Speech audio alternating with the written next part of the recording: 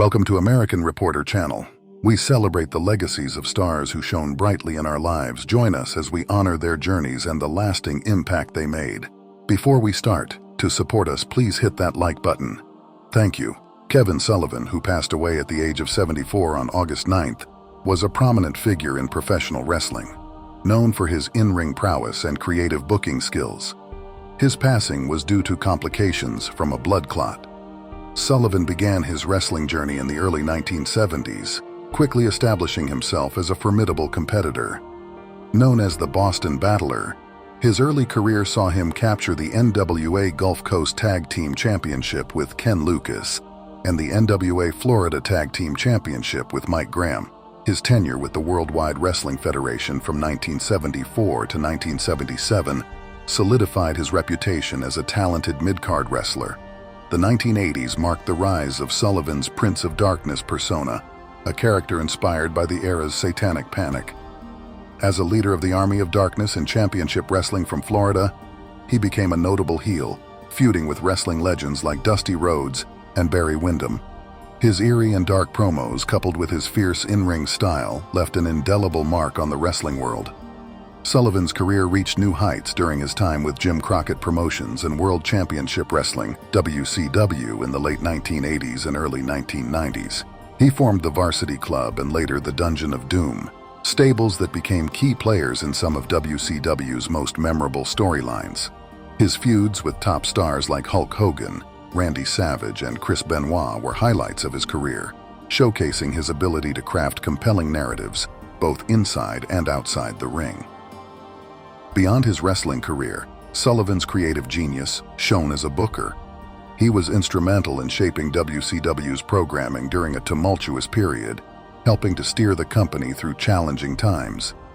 His tenure as head booker saw him navigate the complex world of wrestling politics, earning respect for his dedication and vision.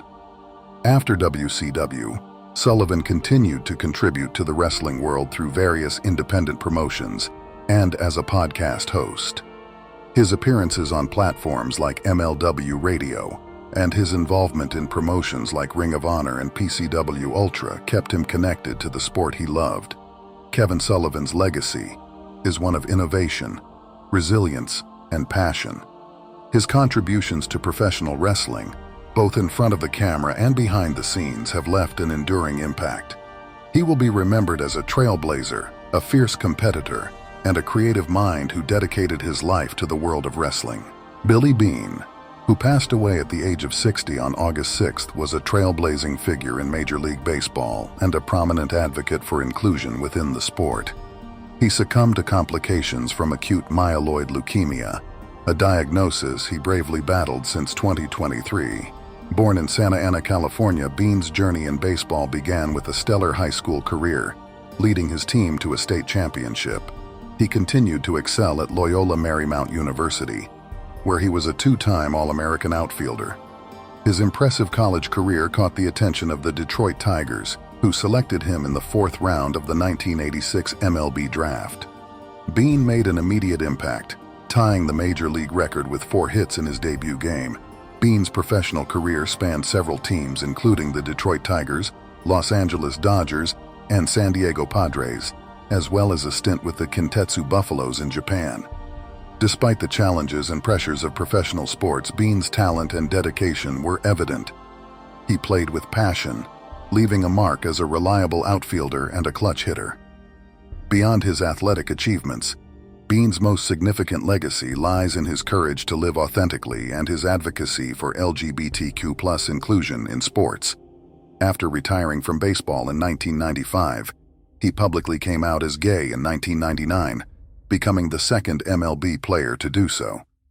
His decision to live openly inspired many and highlighted the importance of acceptance and diversity in sports. In 2014, MLB appointed Beane as its first ambassador for inclusion, a role in which he made profound contributions to promoting equality and inclusion within the league. He later became MLB's senior vice president for diversity, equity, and inclusion, tirelessly working to ensure that baseball was a welcoming space for all. His efforts included counseling players like David Denson, the first minor league player signed to an MLB organization to come out as gay. Bean's impact extended beyond baseball. He was an active speaker, authoring a memoir, Going the Other Way, Lessons from a Life in and Out of Major League Baseball, and participating in various television projects. His life story was one of resilience, authenticity, and advocacy, leaving a lasting legacy that transcended sports. Billy Bean is survived by his husband Greg Baker and countless fans and admirers who were touched by his life and work. His legacy of courage, inclusion, and passion for the game will continue to inspire future generations. Graham Thorpe, who passed away at the age of 55 on August 6th, leaves behind a legacy as one of England's most stylish and tenacious cricketers. The England and Wales Cricket Board announced his death, marking the end of an era for those who cherished his contributions to cricket. Thorpe, a left-handed top-order batter, graced the cricketing world with his presence from 1993 to 2005, playing 100 Test matches for England. His debut century against Australia at Trent Bridge set the stage for a career marked by grit and elegance, scoring 16 Test hundreds and amassing 6,744 runs at an impressive average of 44.66. Thorpe was a beacon of hope during a challenging period for English cricket. Additionally, he was capped 82 times in one-day internationals, contributing 2,380 runs to the format. Thorpe's prowess was particularly evident during the winter tours of 2001. His 118 in Lahore set the foundation for a series decider in Karachi, where his unbeaten 64 under near-darkness conditions clinched England's first Test series win against Pakistan in Pakistan since 1961. Reflecting on this, Pakistan bowler Waqar Younis expressed his profound loss on X, calling Thorpe a younger brother and best friend. Similarly, Wasim Akram, Pakistan's leading wicket-taker, described Thorpe as a gentleman to the core and the best left-handed batter he had bowled to. Thorpe's heroics continued in Colombo, where his unbeaten 113 and 32 not out led England to a historic comeback series victory against Sri Lanka. It was the first time since 1888 that England came back to win a 3-Test series after losing the first game, underscoring Thorpe's invaluable presence. The England and Wales Cricket Board, in a heartfelt statement, acknowledged Thorpe's unparalleled skill and the joy he brought to teammates, supporters, and cricket lovers worldwide. His transition to coaching saw him guiding England's best talent to remarkable victories across all formats. His coaching stints included roles in New South Wales, Australia, and as a batting and assistant coach for the England men's team. In 2022, shortly after being named Afghanistan's coach, Thorpe fell seriously ill. Sean Udall, a former teammate, reminisced about Thorpe's determination and talent from their childhood days to their time in the England team. Describing Thorpe as one of the best cricketers England ever produced, Udall highlighted his resilience on diverse pitches and his kind-hearted nature. Graham Thorpe's legacy will forever be cherished by the cricketing community. His remarkable career, marked by skill, determination, and grace, has left an indelible mark on the sport. DJ Randall, better known as DJ Randall, passed away at the age of 54. A pioneering force in the jungle and drum and bass scene, Randall's influence on the music world is both profound and enduring. Randall's journey into the world of DJing began in the late 1980s when he was introduced to DJ scratching and mixing. The 1987 Notting Hill Carnival was a turning point for him, sparking a deep passion for acid house music. This newfound love for the genre led him to start collecting records and immersing himself in the work of other DJs. His first public performance was at the Delirium Warehouse parties in Stratford, East London, which also marked his debut on pirate radio with Centreforce in 1989. Randall's big break came when he played a 2.5-hour set at the rave Living Dream in Leighton, stepping in for the absent Colin Favor. This performance cemented his reputation as a formidable DJ, quickly rising to prominence in the breakbeat hardcore scene. Alongside fellow DJs Cool Hand Flex and Mike D Underground, Randall co-owned the influential D Underground record shop and label based in Forest Gate, instrumental in releasing iconic tracks like We Are IE. Randall's regular performances at nights such as Orange at the Rocket and Dreamscape, and his memorable residency at AWOL, solidified his status as a jungle and drum and bass legend. It was during this period that he began producing and releasing records on D Underground and Reinforced Records. In 1994, Randall collaborated with Andy C. to produce the track Sound Control, released on Ram Records, further showcasing his production prowess. His jungle show on Kiss 100 was a staple for fans, bringing the best of the genre to the airwaves. In 1997, Randall founded the Mac 2 record label, a testament to his enduring passion for the music industry. Throughout his career, he remained a dynamic and influential figure, consistently performing and producing up until his passing. DJ Randall's legacy is marked by his groundbreaking contributions to jungle and drum and bass, his innovative approach to DJing, and his unwavering dedication to the music he loved. He will be remembered not only for his technical skills and musical talent, but also for his role in shaping the sound and culture of an entire genre. His impact on the music world will continue to resonate, inspiring future generations of DJs and producers. Doug Creek, a beloved American professional baseball pitcher, passed away at the age of 55 on July 28th due to complications from pancreatic cancer. Creek's career spanned a decade in Major League Baseball, during which he played for multiple teams, showcasing his talent and dedication to the sport. Creek's journey began at Georgia Tech, where he played collegiate summer baseball with the Cotuit Kettlers of the Cape Cod Baseball League. His skills on the field led him to be selected in the 1990 MLB draft by the California Angels. However, it was with the St. Louis Cardinals, who selected him in the 1991 draft, that his professional career truly began. Starting in the minor leagues, Creek demonstrated his prowess as a starting pitcher, posting impressive numbers that earned him a promotion to the major leagues. He made his MLB debut with the Cardinals on September 17, 1995. Making an immediate impact by striking out 2 batters in his first inning. Throughout his career, Creek played for several MLB teams, including the St. Louis Cardinals, San Francisco Giants, Chicago Cubs, Tampa Bay Devil Rays, Seattle Mariners, Toronto Blue Jays, and Detroit Tigers. His versatility and skill as a pitcher allowed him to adapt to various roles, from starter to reliever, contributing significantly to each team he joined.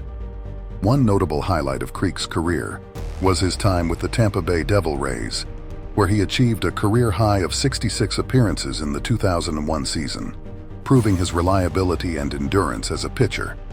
He also played 1 season in Japan for the Hanshin Tigers, further demonstrating his adaptability and global appeal in the world of baseball. After retiring from professional play, Creek's legacy continued to inspire many in the baseball community. His journey from a college athlete to a seasoned MLB player is a testament to his hard work, perseverance, and love for the game. Doug Creek's passing is a profound loss to the baseball world. He is remembered not only for his contributions on the field, but also for his character, sportsmanship, and the positive impact he had on teammates and fans alike.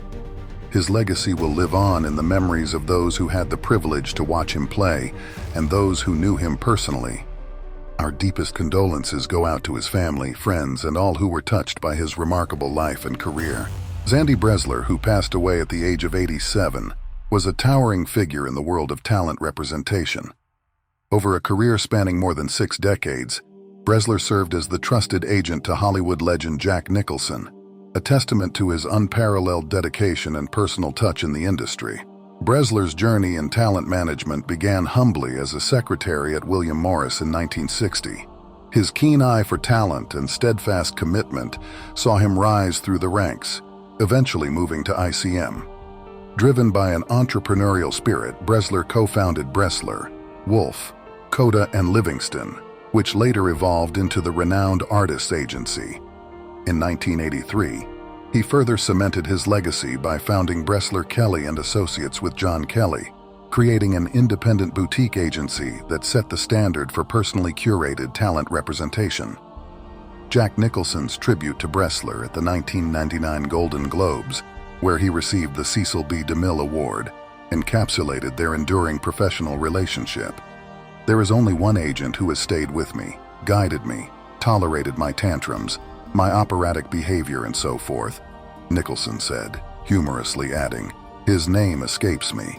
Sandy Bresler, my pal and comrade in arms." Bresler's influence extended beyond his individual clients. He served on the board of the Association of Talent Agents, ATA, for nearly 3 decades, including a decade as its president. His visionary leadership was instrumental in guiding the ATA through significant growth and transformation. Karen Stewart, ATA's executive director, highlighted his lasting impact, stating, "Sandy's unwavering commitment to the talent agency profession was instrumental in advancing the interests of our members and elevating the industry as a whole. Sandy was a mentor to many, and he leaves behind a lasting impact that will be felt for years to come." A lifelong member of the Motion Picture Academy, Bresler's legacy is one of dedication, leadership, and a deep passion for the entertainment industry. He is survived by his beloved wife of 58 years, Nancy, his son Eric, daughter Jennifer Galperson and her husband Rob, and twin grandsons, Brandon and Jonah Galperson. Sandy Bresler's passing marks the end of an era, but his influence and contributions will be remembered and cherished by all who had the privilege of knowing him. Breaking news. News 1. When Erving "Magic" Johnson announced that he was HIV positive back in 1991, it almost seemed like a death sentence. But with the help of modern medicine, his wife's support, and many doctor visits, he realized he was going to be okay. "Every time I go to the doctor and my T-cell count is off the charts, that's when I know I'm good," the former basketball player, 64, told People while attending Cedric the Entertainer and Toni Braxton's Love and Laughter show at the Chelsea at the Cosmopolitan in Las Vegas on April 27th. While Johnson is no longer a professional athlete, he still takes his fitness seriously, waking up at 4 a.m. every day. Staying at his physical peak, the Los Angeles Lakers legend said, has significantly helped. "I'm stretching and then I work out for 2 hours. Then I'm in the office all day, so as long as I can continue, and I have been at that pace, it's been a blessing," he explained. "So I've done my part, the medicine's done its part, and then my wife stays on me to make sure I'm doing my part." These days, Johnson is an advocate for HIV/AIDS prevention and thriving not just physically, but also as an entrepreneur, philanthropist, and highly successful businessman. Over the weekend, Johnson checked out Cedric and Braxton's Vegas residency show, which melds Braxton's singing with Cedric's comedy. The show doubled as a 60th birthday celebration for Cedric, too. "He just keeps you laughing," Johnson said of his pal. "It's like you could be sitting there just talking about something, and he'll make a joke out of it, and he'll have you on the floor. He hasn't changed, and he's bigger than life."